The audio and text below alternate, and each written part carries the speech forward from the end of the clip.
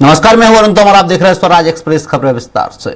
रायपुर से खबर आपको बता रहे हैं, पूर्व कांग्रेस नेताओं के हरियाणा में प्रचार से बवाल मचा है। कुमारी शैलजा के खिलाफ पीसी पर नेताओं को नोटिस मिला है। छत्तीसगढ़ के सभी 11 नेताओं को भेजा गया मानहानि का नोटिस। कुमारी शैलजा के समर्थक डॉक्टर अजय चौधरी ने कानूनी नोटिस भेजा है। कुमारी शैलजा से सार्वजनिक माफी मांगने की नोटिस में चेतावनी दी है। बीजेपी में गए पूर्व कांग्रेसी नेताओं ने शैलजा पर गंभीर आरोप लगाए।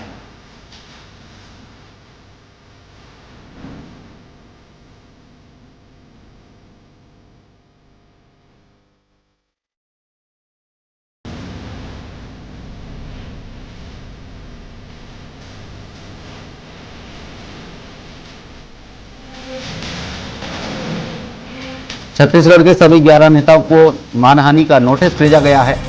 कुमारी शैलजा के समर्थक डॉक्टर अजय चौधरी ने कानूनी नोटिस भेजा है।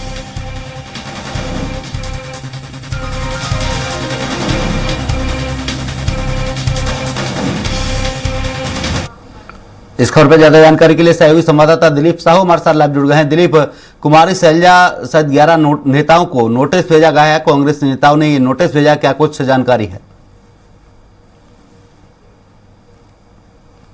तरह से क्योंकि जो कांग्रेस में थे ये नेता और तमाम, चाहे पूर्व विधायक शिशुपाल सोरी की बात करें या फिर पूर्व प्रदेश महामंत्री रहे हैं यहाँ कांग्रेस के चंद्रशेखर शुक्ला, पूर्व ओबीसी कांग्रेस के अध्यक्ष रहे हैं चौलेश्वर चंद्राकर, तमाम नेता अब बीजेपी में शामिल हो चुके हैं। विधानसभा चुनाव के बाद सत्ता परिवर्तन के साथ ही ये बीजेपी में शामिल हो गए और इन पर कहीं ना कहीं कांग्रेस भी आरोप लगाती रही है अलग अलग स्तर पर कि इनकी जो कार्यशैली को लेकर।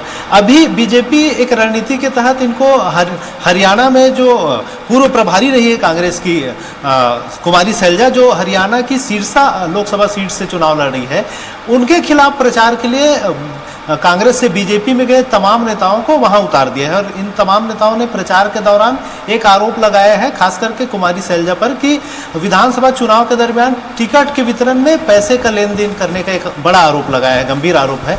इसके अलावा भ्रष्टाचार में संलिप्त होने, सरकार के बहुत सारे जो भ्रष्टाचार के जो मामले सामने आए हैं उसमें भी उनकी संलिप्तता की बात इनके द्वारा कही गई। इन तमाम चीजों को लेकर कुमारी शैलजा की ओर से उनके जो समर्थक है डॉक्टर अजय चौधरी ने इन सभी 11 नेताओं को, जो वर्तमान में बीजेपी के नेता है, सभी को लीगल नोटिस भेजा गया है और उनसे जवाब मांगा गया है और उनको साफ तौर पर कहा गया है कि इस पूरे मसले पर वो सार्वजनिक रूप से माफी मांगे या फिर जो मानहानि है उसके लिए तैयार रहे, कानूनी मान। तो इस तरह से उनके ओर से एक लीगल नोटिस इन सभी नेताओं को भेजा गया है। हालांकि इसको लेकर उनके तरफ से प्रतिक्रिया भी आई है। ये सभी नेता अभी भी हरियाणा में ही जुटे हुए हैं, सिरसा क्षेत्र में ही प्रचार प्रसार कर रहे हैं। तो टेलीफोनिक एक उनके द्वारा एक बयान जारी किया गया है। जो पूर्व महामंत्री रहे हैं कांग्रेस के, वर्तमान में बीजेपी के नेता है चंद्रशेखर शुक्ला, उन्होंने एक बयान जारी किया है और उनका साफ तौर पर कहना है कि जो घटना घटित हुई थी, जो तमाम तरह की चीजें हुई थी, उसके आधार पर यह बात कही गई है उस दरमियान। और उनका कहना है कि वो नोटिस से घबराने वाले नहीं है, जिस तरह से भी नोटिस दिया गया है उसका लीगल तरीके से ही जवाब देंगे और वे अपने आप को सनातन रक्षक और तमाम तरह की बातें करते हुए बात कह रहे हैं कि जो आरोप इन लोग लगाए हैं वो आरोप सही है और उस पर वे अडिग है। और उनका कहना है कि जो भी लीगल नोटिस इनको मिला है उसका लीगल तरीके से ही जवाब दिया जाएगा। हालांकि इस मामले में जो डिप्टी सीएम है विजय शर्मा, उनका भी बयान आया है। उनका कहना है कि जो हमारे नेता जो भी बोल रहे हैं वहां, जो क्योंकि वो कांग्रेस में थे तो उनको सही सही जानकारी थी कि क्या चल रहा था कांग्रेस के, इसके आधार पर जो आरोप लगा रहे हैं सही है। और उन्होंने ये भी कहा है कि जिस तरह से चाहे कोयले का मामला हो या फिर महादेव ऐप सट्टा का मामला, बहुत सारी चीजें हो रही थी, इस पर किसी तरह की कोई बयानबाजी उस दरमियान कुमारी शैलजा की ओर से नहीं किया गया। इस तरह से उनकी भी संलिप्तता रही है, इस तरह के आरोप लगाए हैं डिप्टी सीएम जो गृह मंत्री है विजय शर्मा, उन्होंने। और उनका कहना है कि जिस तरह से भी जो मामला सामने आया है उस रूप में देखा जाए तो जो आरोप लगाए गए हैं वो सही है। इस तरह की बातें उनके ओर से कही जा रही। हालांकि कांग्रेस की ओर से हमने जब संचार प्रमुख सुशील आनंद शुक्ला जी से इनसे चर्चा की तो उनका साफ तौर पर कहना है कि ये तमाम जो नेता है जो कांग्रेस में जब थे तो उन्हें किसी न किसी वजह से उन्हें नोटिस दिया गया है या किसी को निलंबित किया गया था उनकी जो काम को लेकर, चाहे प्रभारी महामंत्री चंद्रशेखर शुक्ला की बात हो, उनकी कार्यशैली को लेकर उन्हें उस पद से हटा दिया गया था, प्रभारी पद से।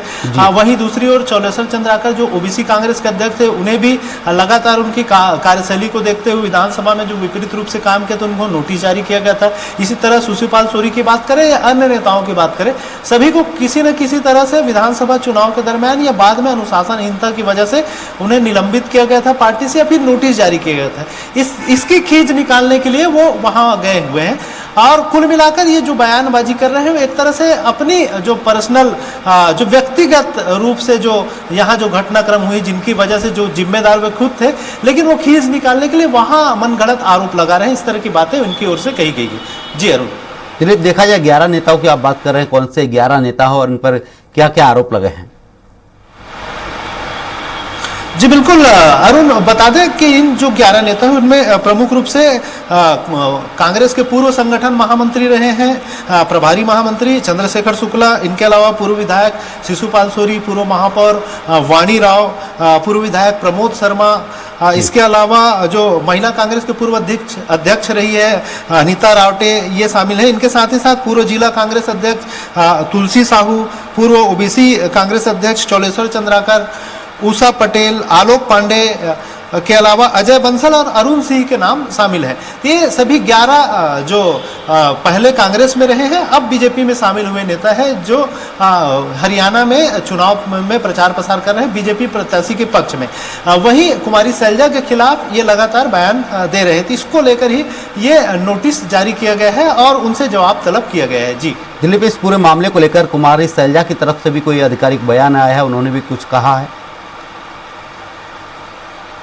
नहीं, अभी कुमारी शैलजा की ओर से बयान नहीं आया है, नोटिस जारी किया गया है। मतलब एक तरह से कुमारी शैलजा के ही द्वारा, उनके समर्थक द्वारा जो नोटिस जारी किया गया है, तो एक तरह से उनकी ओर से ये बातें कही जा रही है कि जो उन पर आरोप लगाए जा रहे हैं वो मनगढ़ंत है, उन्हें सार्वजनिक रूप से इन्हें माफी मांगनी चाहिए, नहीं तो फिर मानहानि का दावा वे कोर्ट में करेंगे। इस तरह से एक लीगल नोटिस तो जारी किया गया है। तो यही उनकी रिएक्शन है, क्योंकि लगातार उनके ऊपर जो आरोप लगाए जा रहे हैं इस वजह से वे इनसे नाराज होकर ही उनको लीगल नोटिस जारी किया है। और साथ ही साथ इसकी शिकायत वे सीधे तौर पर निर्वाचन आयोग में भी कर चुकी है और इनकी जो प्रचार प्रसार जिस तरह से किया जा रहा है उस पर रोक लगाने की बात कही, क्योंकि अनलीगल तरीके से मनगढ़ंत आरोप लगाने का उन्होंने बात कही है। जी दिलीप, तमाम जानकारी के लिए आपका बहुत बहुत शुक्रिया।